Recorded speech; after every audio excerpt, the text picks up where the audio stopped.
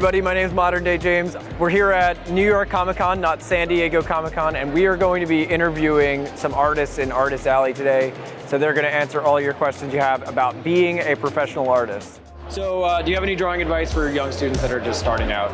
If it's something that you've always done, as a little kid even, try to get some kind of formal education, whether that's high school or even college level, or even after college level. You have the skills, but you kind of want to sharpen your skills, and art education definitely does help with that. Definitely helped me not only with my talent, but also being a working artist as far as being a professional and how to market and advertise yourself.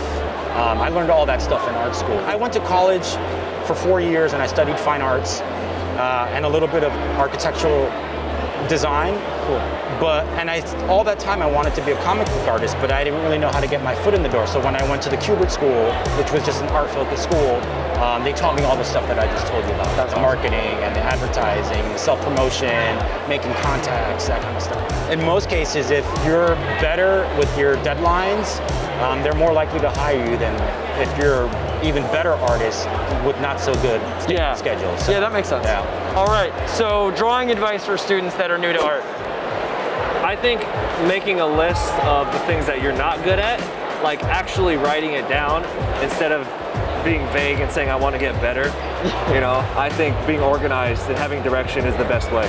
Look at a lot of reference, but don't be so married to the reference. Try to have fun with the art, try to draw every day. Keep a sketchbook. Don't be so worried about posting perfection on social media. Make mistakes and have fun, and just keep at it. You know? If your heart's in it, you'll get there. Even though I've been doing this over 10 years, I still feel like I'm learning every time I draw. So it's a constant learning process. I mean, I tell everybody, it's if you want to be an artist, you just got to do it. You just got to keep drawing every day. Look at the influences that inspire you. You'll find your groove, Yeah, I think that's honestly the best thing to do. So many people are looking for answers in tutorials, books, etc. But sometimes you just have to go for it. You just have to do it. Yeah. For instance, people would tell me like a San Diego Comic Con or this Comic Con, don't even apply. You got to know people. You got to know someone. Yeah. I said, I don't care what you say, I'm gonna apply. I got in, both. I'll be in San Diego this summer.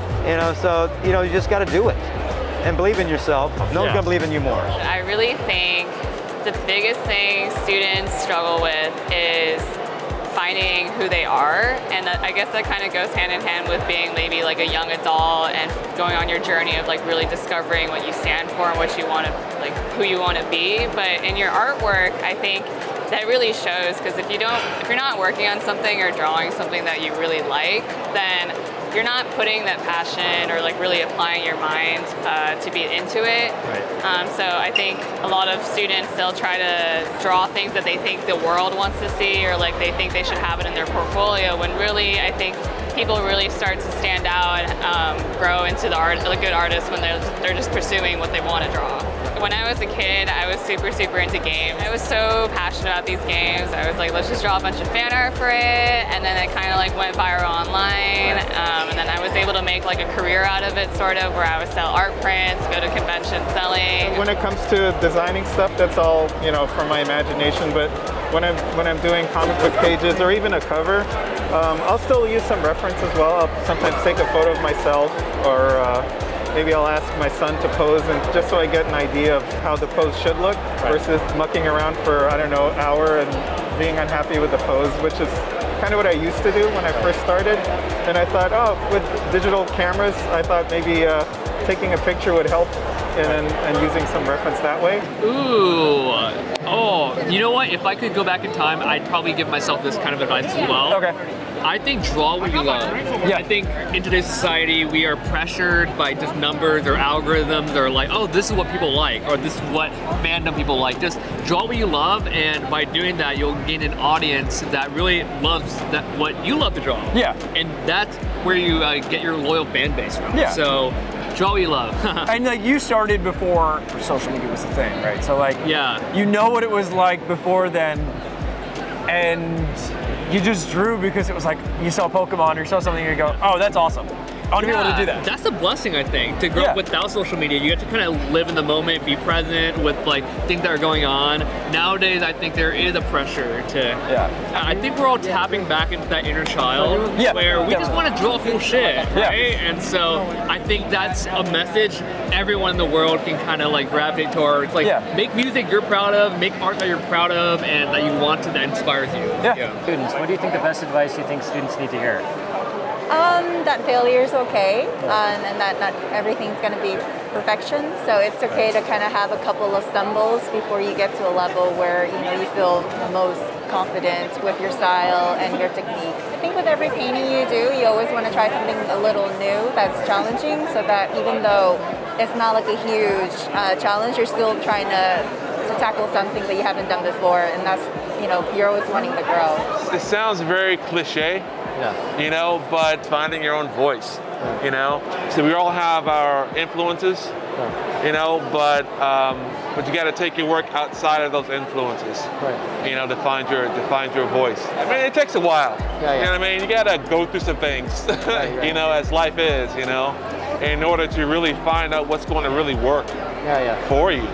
Just making sure that you're happy, you're excited about your own work, and it's like if you're not excited about it. To me, it's like, how can you expect somebody else to be excited about it? I'm Valenci, real name Xiao. I mostly just do freelance illustrations, but I also have a webcomic called Countdown to Countdown. And I also do some comic work for To Pass. For high schoolers and college students, I would say it's mostly different.